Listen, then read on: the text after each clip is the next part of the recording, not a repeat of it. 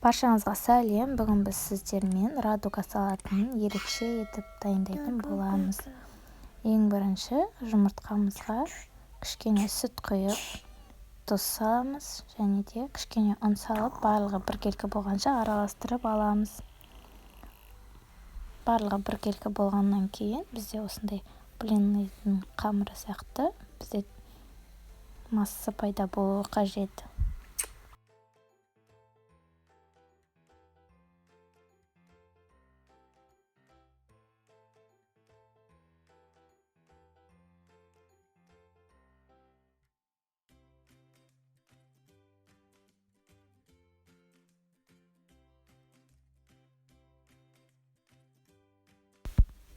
Мінекей бізде осындай қоймалы жыңтесті пайда болады. Осыны қызып тұрған табамызда блинный сияқты етіп екі жағын қызартып пісіріп аламыз. Мінекей.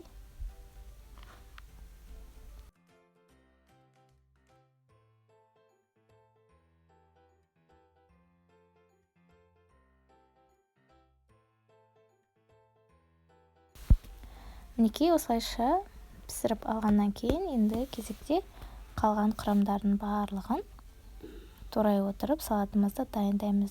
Ең бірінші осылай жаңағы жұмыртқалы массамызды дөңгелектеп видеодағыдай барлығын кесіп аламыз.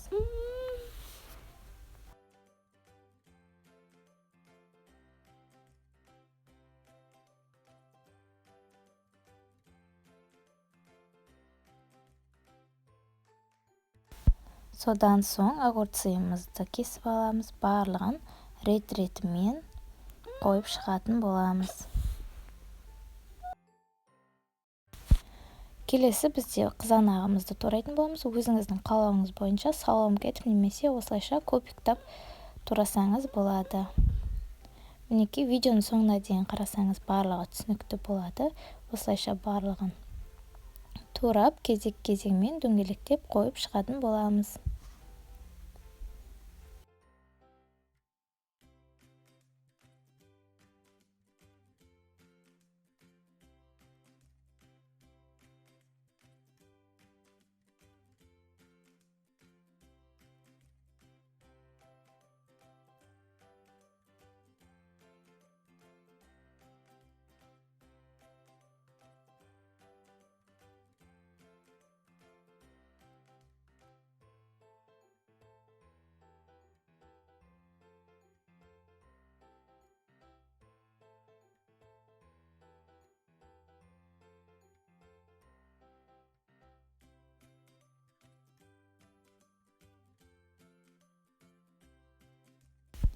Мінекей салатымыздың барлық құрамдарын салып болдық. Ең соңында ортасына майонезімізді салып қоямыз.